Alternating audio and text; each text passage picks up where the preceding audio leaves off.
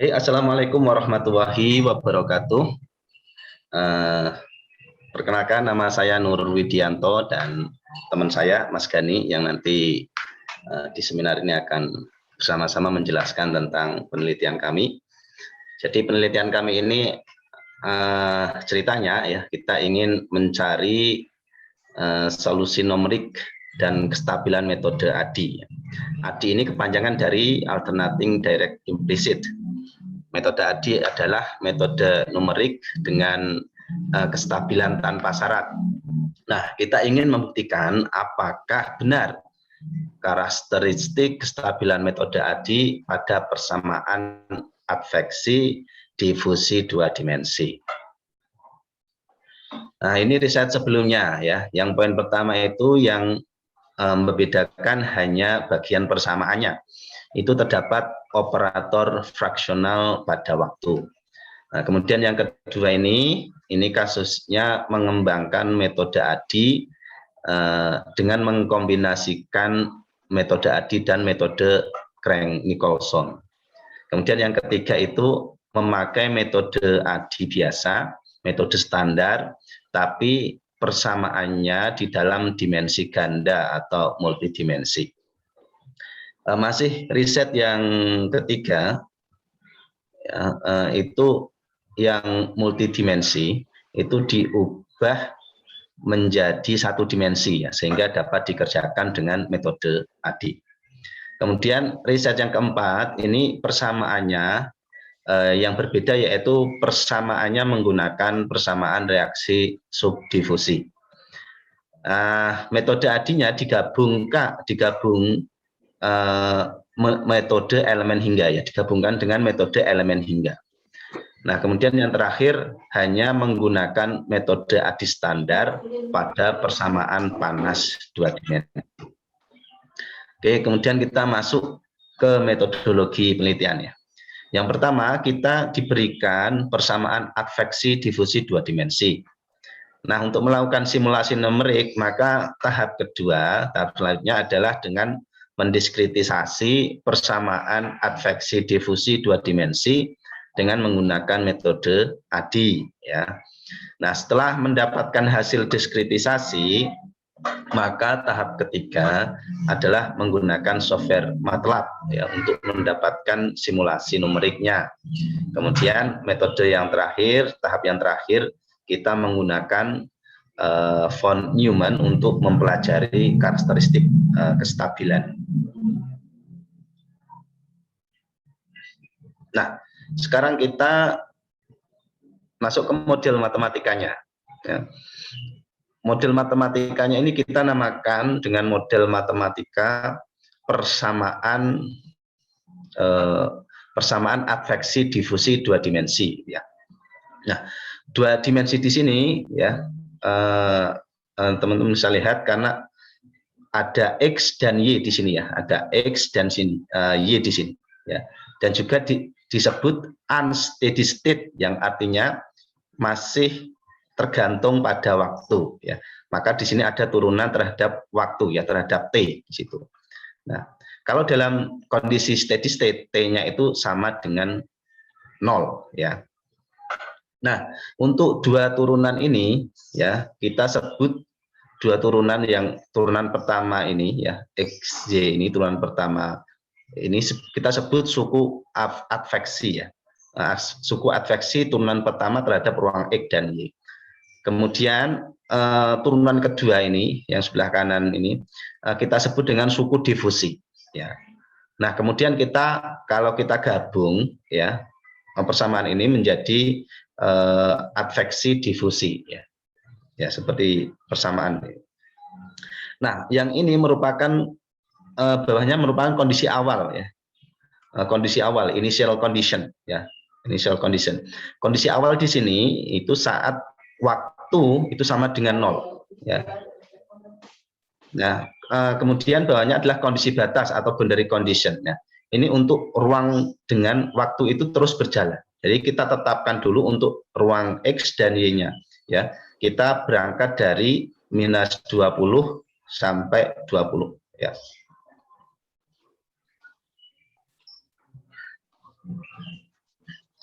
Bentar.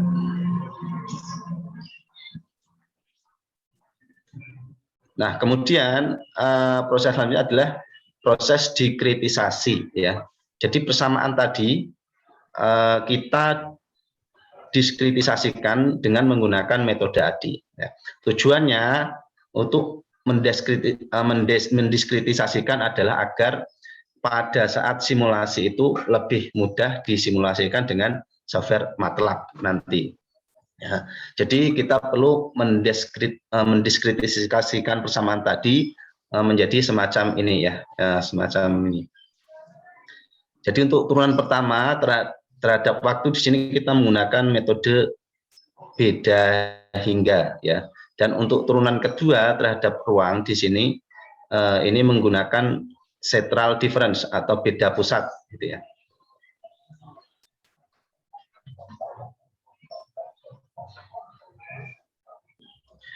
Nah, kemudian di sini kita kelompokkan ya dengan menggunakan half step of time ya. Jadi pergerakan waktunya itu setengah ya. Nanti kita dapatkan hasilnya semacam ini ya. Nah, kemudian dari hasil diskritisasi ini kita bawa dalam bentuk matriks ya, semacam ini ya. Matriks semacam ini. Nah, ini kita sebut dengan tridiagonal matrix ya. Nah, untuk perhitungan ini ya sama kayak kita SMA dulu ya, yaitu dengan menggunakan sistem persamaan linear ya.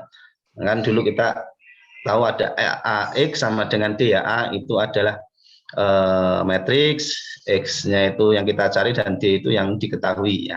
Nah, untuk mencari X-nya itu kan kita pindahkan matriks yang A ini ke sisi kanan ya. Jadi inverse dari matriks E dikalikan dengan D.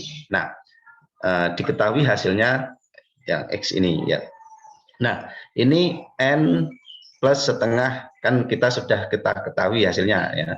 Nah, nilai yang sudah diketahui ini yang sudah kita dapatkan ini N plus setengah ini, kemudian kita bawa ke matriks selanjutnya gitu ya.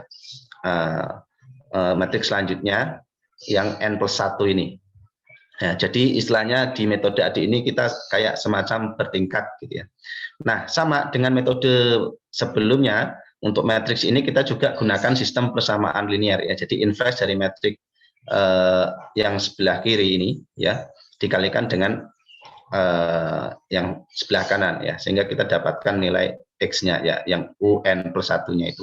Nah, kemudian setelah kita dapatkan semua nilai U ya pada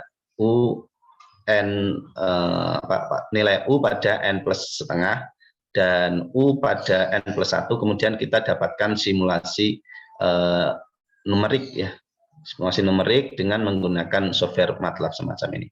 Nah, untuk penjelasan kesimpulan kestabilan dari metode ADI ini nanti ini akan dijelaskan bergantian dengan teman saya Mas Muhammad Gani.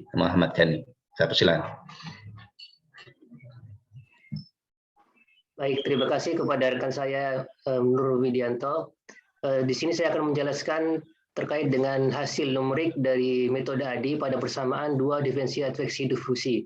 Seperti yang dikatakan oleh rekan saya Nur Widianto bahwa metode ADI di sini adalah metode implisit stabil tanpa syarat.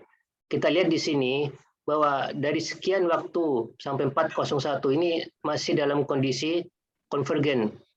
Kita lihat di sini ini nilainya masih kecil kan, 3 kali 10 pangkat minus 15. Nilai di sini ini pada saat mencapai nilai waktu terakhir yaitu 401. Jadi semakin lama berjalannya waktu semakin kecil. Nah, di sini tampak kita lihat bahwa antara gambar yang kiri dengan yang kanan, yang kiri ini lebih smooth dibandingkan yang kanan. Hal ini dikarenakan terlihat pada increment ini. Jadi kenaikan dari space-nya di sini dia kan lebih besar 3,5, sedangkan yang di kiri ini 1,5, otomatis kan increment yang di sebelah kiri lebih kecil. Jadi itu lebih smooth artinya. Partisinya itu lebih kecil. Makanya di sini tampak lebih smooth. Terus slide selanjutnya. Nah, di sini kita akan menguji kestabilan untuk metode ADI pada persamaan adveksi difusi. Apakah karakteristik yang dimiliki metode ADI masih bisa diaplikasikan ke persamaan dua dimensi adveksi difusi. Nah, kita menggunakan ini hubungan von Neumann stability di sini, kita substitusikan persamaan ini ke dalam persamaan yang awal tadi, yang hasil diskritisasi. Kita dapatkan lambda 1, lambda 2 di sini. Kita tahu bahwa nilai lambda 1 dan lambda 2 di sini ini akan selalu positif kan? Soalnya di sini ada kuadrat. Terus di sini juga yang nilai bagian atas sini ini selalu lebih kecil dari 1.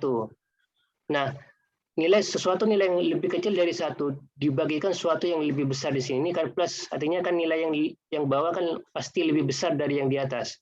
Jadi kalau dibagikan ini pasti lebih kecil dari 1, itu dipastikan kecil dari 1. Dan dua nilai di sini itu selalu positif di sini. Nah, dari dua nilai ini kita dapat simpulkan bahwa lambda 1, lambda 2 itu pasti kurang dari 1. Berapapun nilai beta 2, beta 1, terus waktu juga, berjalannya waktu, iterasi dari 0 sampai ke iterasi maksimum, itu pasti kurang dari 1, berapapun nilainya. Nah, berdasarkan pernyataan yang saya sampaikan, bahwa berapapun nilai yang dimasukkan, tetap di dalam interval ini, di dalam syarat ini, maka dapat dipastikan bahwa metode ADI itu masih memiliki karakteristik kondisi stabil tanpa syarat untuk kasus persamaan dua dimensi adveksi difusi. Jadi metode ADI ini masih menurunkan sifat kestabilannya di persamaan ini, di persamaan dua dimensi adveksi difusi. Selanjutnya.